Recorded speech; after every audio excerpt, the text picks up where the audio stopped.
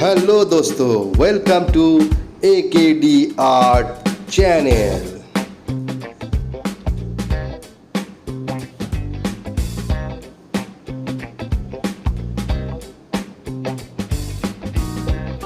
दोस्तों, today we will learn a beautiful landscape, village landscape।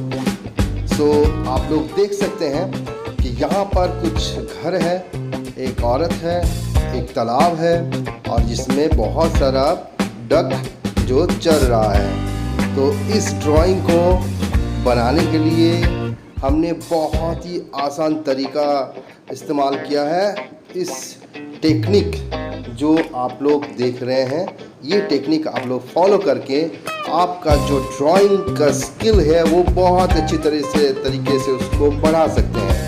तो केयरफुली इस ड्राइंग को देखते रहिए किस तरह से मैंने बनाया है।